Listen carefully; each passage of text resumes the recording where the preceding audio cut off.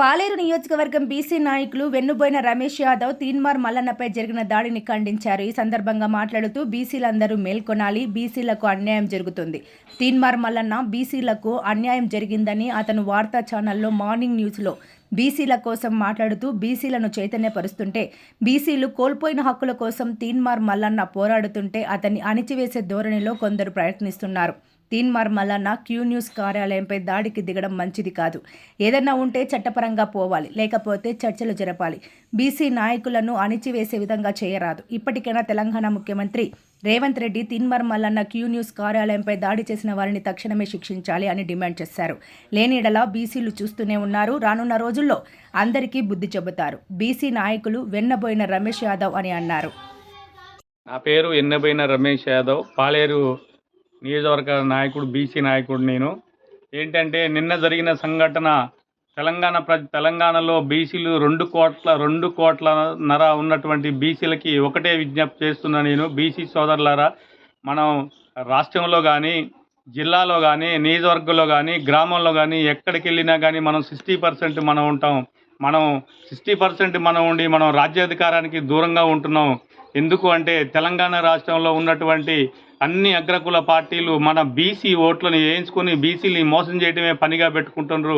దయచేసి ఈ 60% ఉన్న బీసీ సోదరులు ఇప్పటికైనా మనం మేల్కొని ఇది మనం అర్థం చేసుకోవాల్సిన పరిస్థితి ఉన్నది. ఎందుకు అంటే నిన్న జరిగిన సంఘటనల్లో కాంగ్రెస్ గవర్నమెంట్ కూడా మనకు ఒక హామీ ఇచ్చింది. ఏమి ఇచ్చింది? ఎలక్షన్ మేనిఫెస్టోలో మేము 42% మేము గెలిచిన 100 రోజుల్లోనే మేము కులగణన చేస్తా అని చెప్పని మాటిచ్చారు. బీసీలకు మాటిచ్చారు.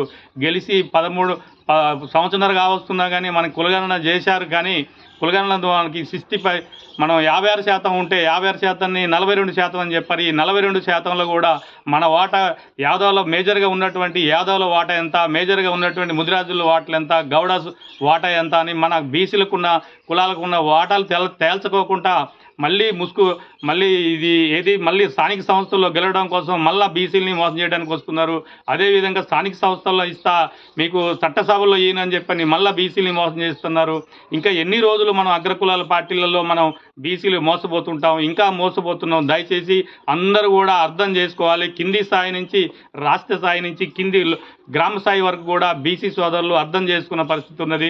ఎందుకంటే ఈ బీసీ రాష్ట్ర స్థాయి నుంచి కింద గ్రామ స్థాయి వరకు తీర్మాన్ మల్లన్న ఒక బీసీ లోకాన్ని, బీసీ నాయకుల్ని ఒక ఉద్యమం రూపంలో ఒక సోయి తెచ్చే విధంగా బీసీలు ఎక్కడెక్కడ ఆర్థికంగా కానీ, రాజకీయంగా కానీ, విద్యాపరంగా కానీ ఏ విధంగా నష్టపోతున్నారు, ఈ మెడికల్లో ఏ విధంగా నష్టపోతున్నారు, ఉద్యోగాలలో ఏ విధంగా నష్టపోతున్నారు, సంస్థల్లో ఛానల్లో ఏ విధంగా నష్టపోతున్నారని బీసీలకి నష్టాల గురించి, లాభాల గురించి మనం చక్కగా వివరిస్తున్నాడు. అలాంటి బీసీ లీడర్ మీదకి కవిత గారు కావాలని కవిత జాగృతి వాళ్ళు కవిత గారు కావాలని ఆ బీసీ నాయకుడిని ముందుకు రాకోకుండా బీసీ సోదరులు ఒక నాయకుడిని అణిచివేస్తే బీసీ సోదరులు బయటికి రాకుండా ఉండాలని చెప్పని ఉంటారని ఉద్దేశంతోనే బీసీ సమాజానికి ఒక బీసీ పార్టీ వస్తుంది, బీసీలంతా ఏకమవుతున్నారు అని చెప్పని వాళ్ళు ఈ విధంగా తీర్మానం వలన ఆఫీస్ మీదకి వెళ్ళడమే పెద్ద తప్పు.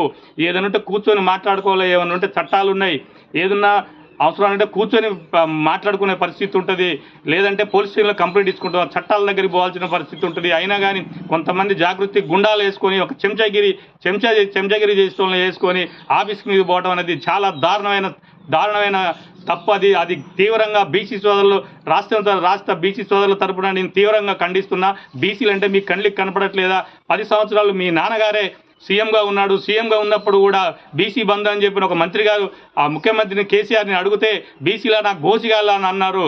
బీసీలు మీ నాన్న ముఖ్యమంత్రి టైంలో ఉన్నప్పుడు మాత్రమే బీసీలు 33% ఉన్న బీసీలని 23% కుదించింది కూడా మీరే.